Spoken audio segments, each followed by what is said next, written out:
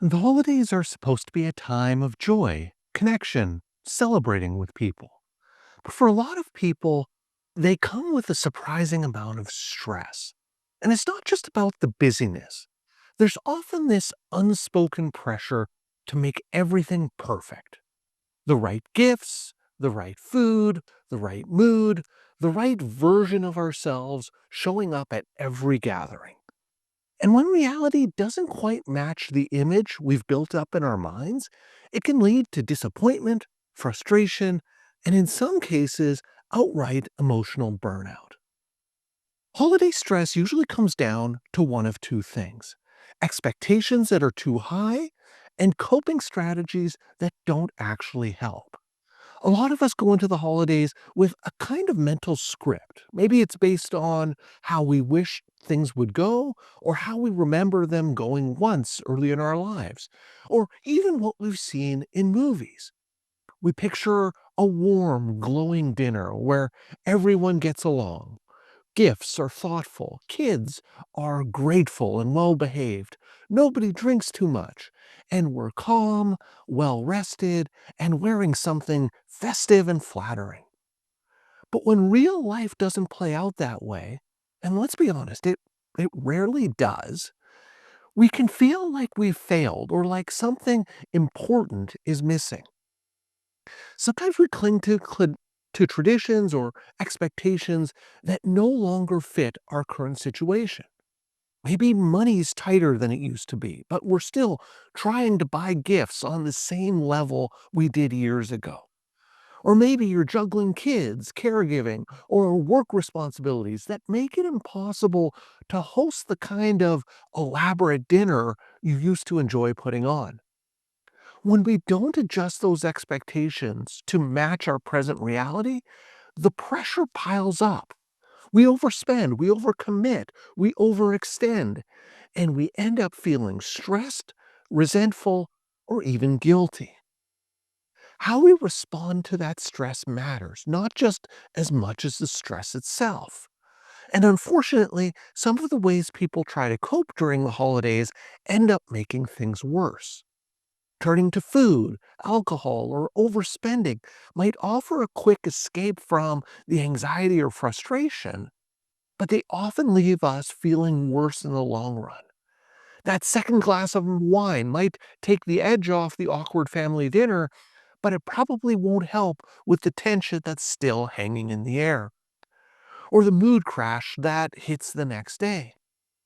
The same goes for emotional eating or stress shopping. They can numb the discomfort in the moment, but they rarely address what's actually making us feel overwhelmed. So, how do you navigate the holidays in a way that is healthier, that feels more manageable, and maybe even more enjoyable? Well, a good place to start is with your expectations.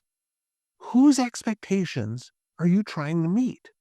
Are they actually yours, or are you carrying around someone else's ideas about what the holidays are supposed to look like? Take a step back and ask yourself if the picture in your mind is based on something real or something idealized. If every family dinner in the past has involved tension or conflict or awkward silence, expecting this year to be magically different probably sets you up for disappointment. If your kids have never loved matching pajamas or elaborate holiday crafts, trying to force that vision might lead to frustration for everyone. It also helps to think about what's actually within your control. You can't make people get along. You can't force your siblings to be warm and cooperative, but you can plan the kind of gathering that works for you. Maybe that means inviting fewer people, scaling back the menu, or scheduling events earlier in the day when energy and patience tend to be higher. The more your plans depend on things you can control, the less likely you are to feel helpless or let down. It's also okay to ask for help. A lot of holiday stress comes from taking on too much. Don't assume people know what you need. If you're feeling overwhelmed, say so. Whether it's asking someone to bring dessert or take over gift wrapping duty, delegating can make the holidays feel much more like a shared experience and less like a performance you're responsible for producing on your own. And pacing is key. It's really easy to fall into the trap of thinking we have to do everything, every tradition, every invitation, every Pinterest worthy idea. But overcommitting usually backfires. When you take on more than you can reasonably handle, the quality of everything tends to suffer, including your mood and your ability to be present. Choose what matters most to you and let the rest go. One or two meaningful activities will always be better than a packed schedule that leaves you drained and checked out. It's also worth checking in how you're coping. You might not be able to avoid stress entirely, but you can choose how to respond when it shows up. Try to reach for coping strategies that actually support you rather than ones that just distract or numb you. A short walk, some deep breathing, a bit of quiet time with a book or a podcast. These might not feel as instantly gratifying as a second slice of pie, but they tend to leave you feeling better afterward, not worse. And maybe, most important of all, focus on what really matters. We get so caught up in the logistics, the gifts, the timing, the table settings, that we lose sight of the whole point.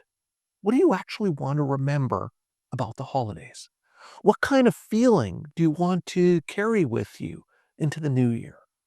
Most people report more satisfaction from experiences and time with others than from perfectly wrapped presents or well staged photos. So shift your attention to what creates real connection. That might be a quiet moment with your partner after the kids go to bed. It may be a walk with a friend or a shared laugh over a cooking disaster. And if, despite all of your best efforts, you still find yourself feeling overwhelmed, anxious, or unusually sad during the holidays, that doesn't mean you've done anything wrong.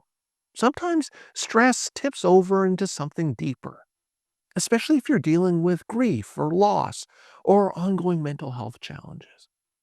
If you find that your mood is getting in the way of your daily life or that you just can't shake the heaviness, it's worth reaching out for support. Conversation with your doctor or mental health professional can help you figure out what's going on and what might help you feel more like yourself again. The holidays don't have to be perfect to be meaningful. Sometimes the most memorable moments are the ones that were a little messy, a little unexpected, or a little simpler than planned. By setting more realistic expectations, focusing on what really matters, and being kind to yourself when things don't go as planned, you give yourself the best chance of actually enjoying the season instead of just surviving it. And if you're interested in learning more about different ways of managing stress, I encourage you to check out this video. So that's all for today's video. As always, thank you for making it all the way to the end of this video, and I will see you in the next one.